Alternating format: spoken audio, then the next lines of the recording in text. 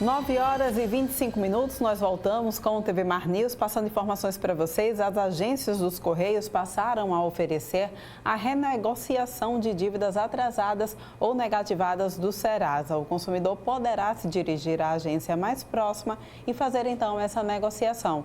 O chefe do Departamento de Negócios de Varejo dos Correios, Ricardo Bittencourt, fala sobre isso em um vídeo e a gente vai acompanhar a partir de agora. Os Correios, por meio de uma parceria com o Serasa, oferecem hoje, por meio de todas as agências em todo o Brasil, um dos maiores canais de negociações de dívidas. É o Serasa Limpa Nome. O cliente poderá, por meio do acesso ao banco de dados de mais de 40 parceiros do Serasa, negociar as suas dívidas, imprimir os boletos atrasados e em 5 minutos já sair da unidade com todos os seus créditos pagos.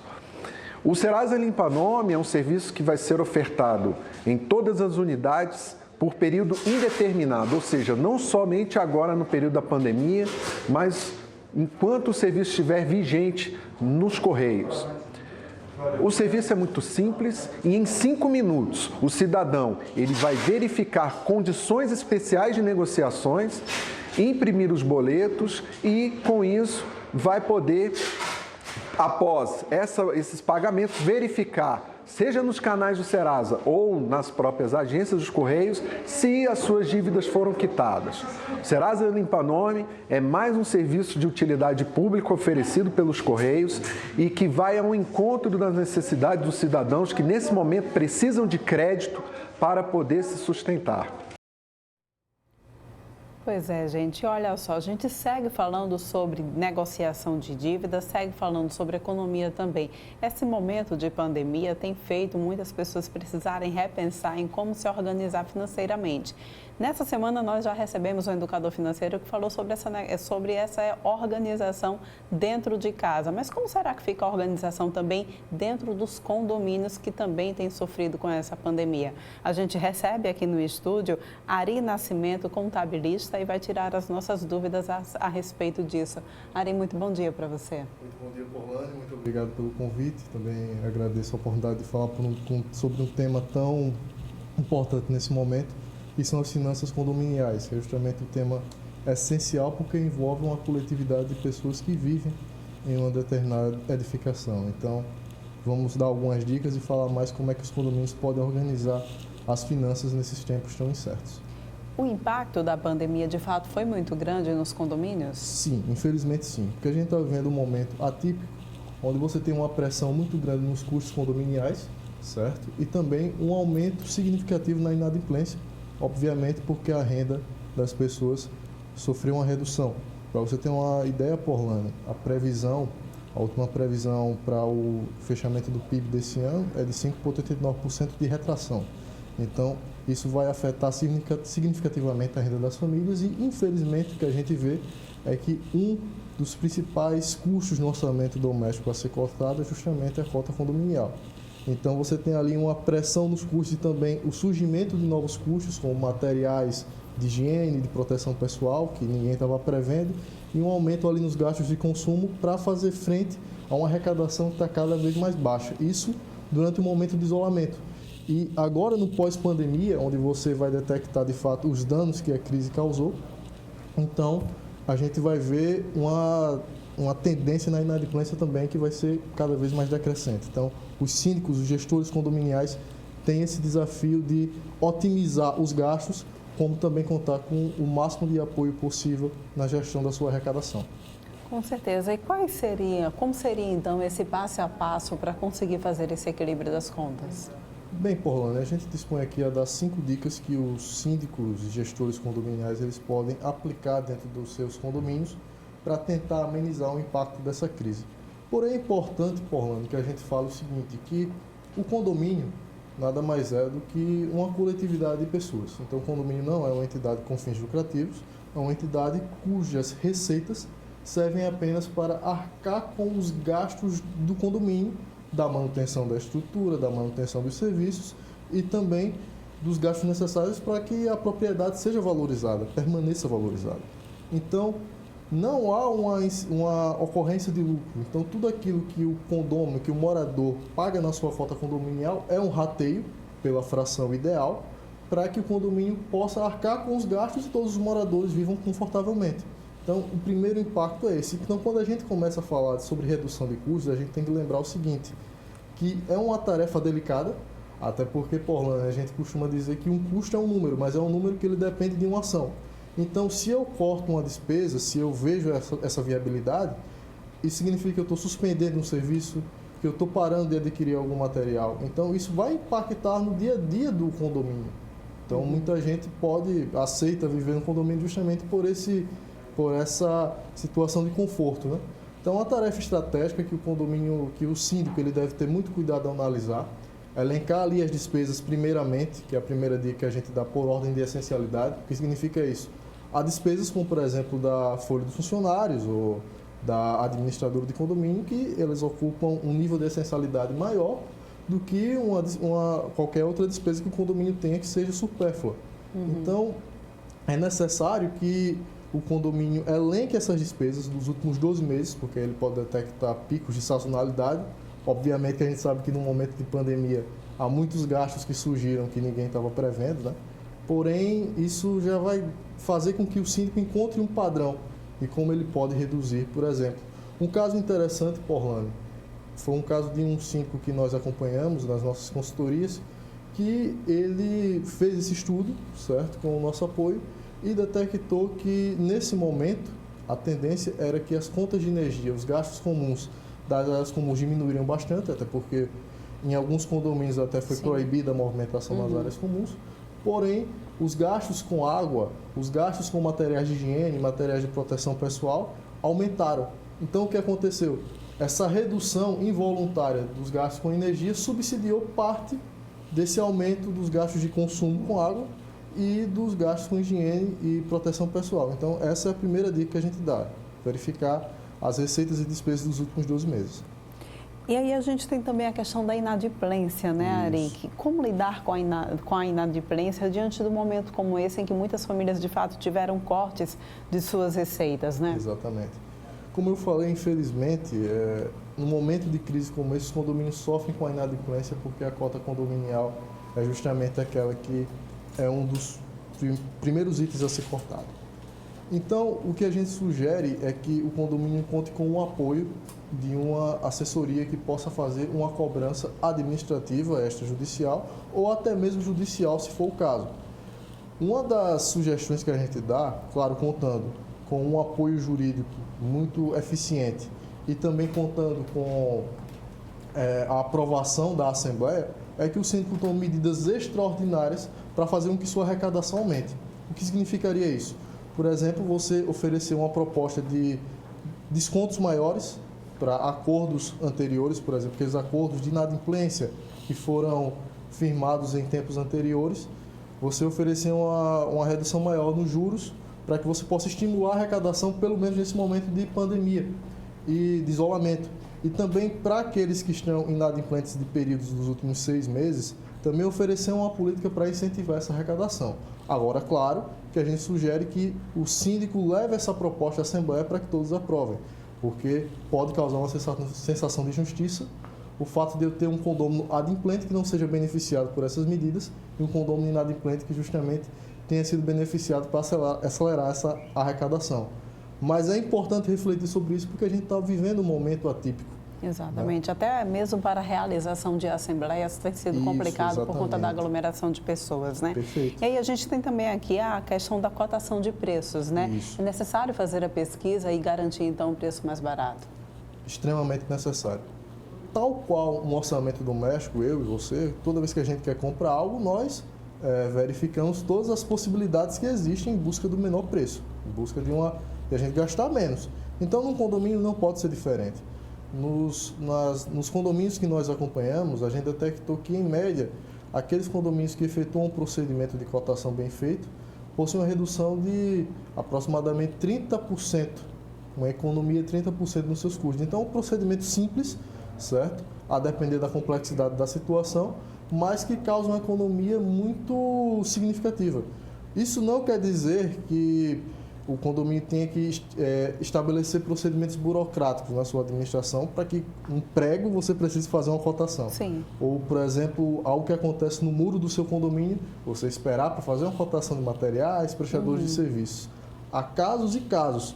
Porém, para aquelas despesas recorrentes, caso não haja uma familiaridade com o fornecedor e também uma aproximação no qual você pode barganhar preço com aquele fornecedor em que você compra bastante, a gente sempre sugere que se faça uma cotação, que se armazene isso nos balancetes e nas prestações de contas e que se mostre aos moradores justamente o que aconteceu, qual foi o melhor, por que esse fornecedor foi escolhido, porque cotação não é só preço, Porlândia. Cotação também envolve um tripé que é preço, prazo e qualidade. Então, com certeza. Tem que ser o menor preço, o prazo menor e também um fornecedor de qualidade para que a gente não se arrependa depois por ter adquirido um produto ou um serviço apenas pelo preço.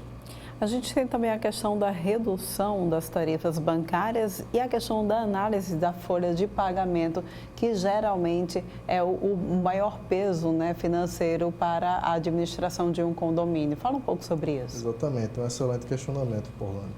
Veja o seguinte, no ponto de vista das reduções das tarifas bancárias, muita gente questiona, mas eu pago R$25, por exemplo, de uma tarifa de manutenção da minha conta, isso é relevante?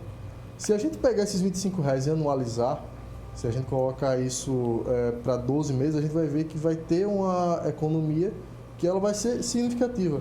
Mas além das tarifas de manutenção, nós temos também as tarifas das movimentações financeiras que naturalmente o condomínio faz.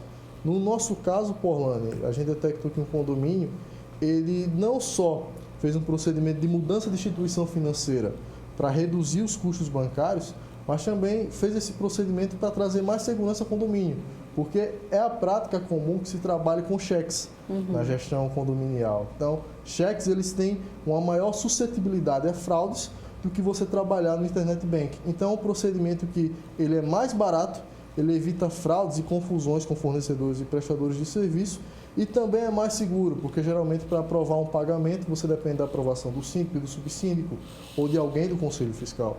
Então você deixa um procedimento mais amarrado, mais seguro e um controle interno bem fortalecido para evitar fraudes e com o benefício de você, nesse momento de queda da arrecadação e de aumento dos custos, você reduzir ali esse custo que às vezes você não percebe, mas ele está lá e ele faz diferença.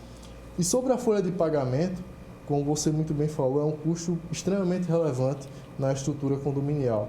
A gente estima que de 60% a 65% da arrecadação do condomínio é destinada a arcar com a folha de pagamento, seja uma folha própria, seja uma folha terceirizada por meio de administradores. Então, mesmo assim... Como reduzir isso? Cortando hora extras de funcionário? Qual seria a estratégia? Isso, exatamente. A gestão de recursos humanos dentro de um condomínio é um ponto que deve ser tratado com muita atenção, porque a gente tem que reduzir as horas extras, mas o primeiro passo é controlar. Por exemplo, a gente tem que sempre ficar de olho, os supervisores condominiais principalmente, se aquele porteiro que está ali ele não está fazendo uma hora extra desnecessária, por exemplo, em alguns casos, em alguns condomínios, para atribuições que não são tão relevantes lá dentro da estrutura. Muitos condomínios nos procuraram sobre as medidas provisórias que o governo editou no início de abril, que tratam sobre a suspensão e redução salarial, para ver essa possibilidade. Então, é algo que tem que ser tratado com muita atenção. Mas uma dica efetiva é justamente essa, o controle das horas extras, porque muita gente pensa, vou controlar as horas extras e só vou excluir as horas extras excessivas ali da minha estrutura. Mas não.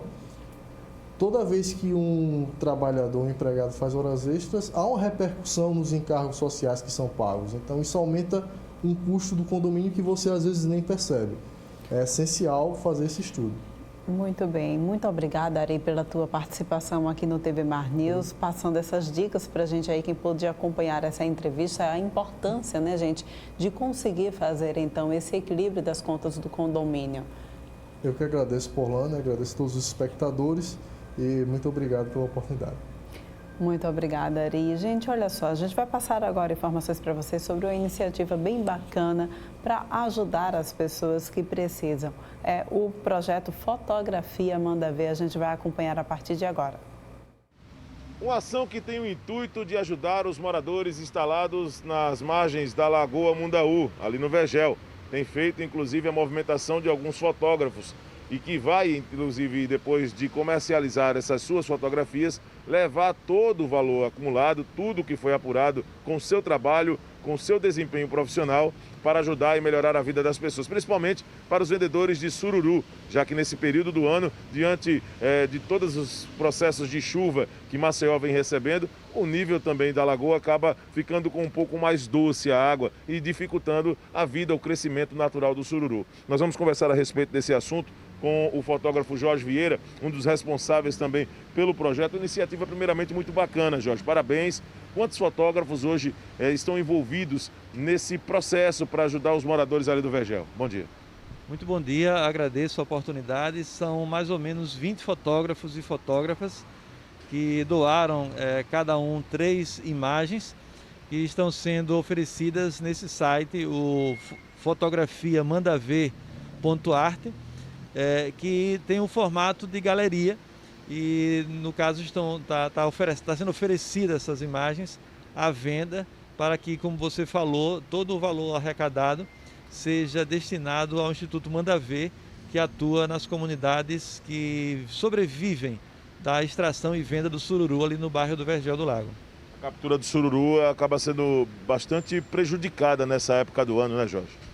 Bastante, né? Isso é sazonal. Todo ano, com a queda da temperatura da água, da lagoa, com o aumento das chuvas que carregam para as águas mais poluição, o sururu já escasseia, já diminui, já a venda não é boa. Isso é cíclico, todo ano acontece isso.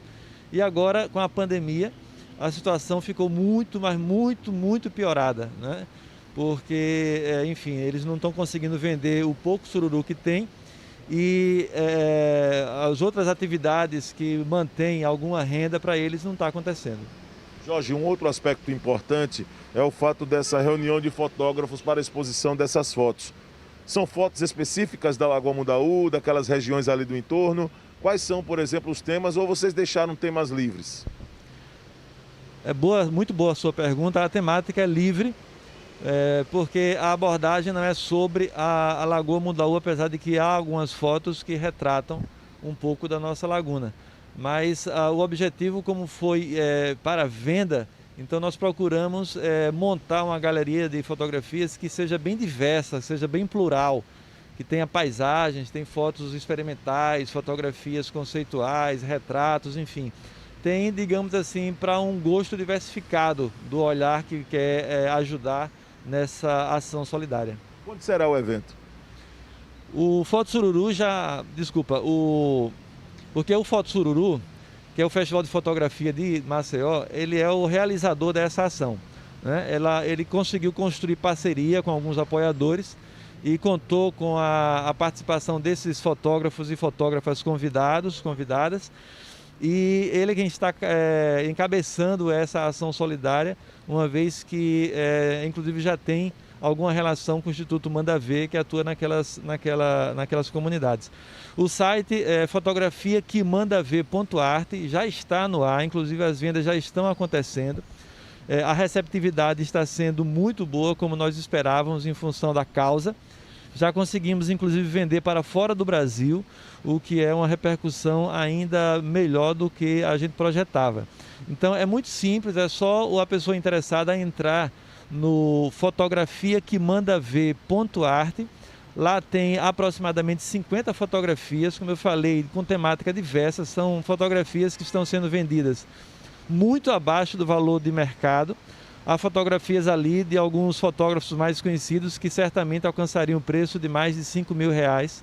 Então elas estão sendo vendidas a R$100 e R$150, mediante o tamanho que o cliente escolher. E elas serão entregues impressas, isso é muito importante dizer, elas serão entregues impressas em papel fine art de alta qualidade.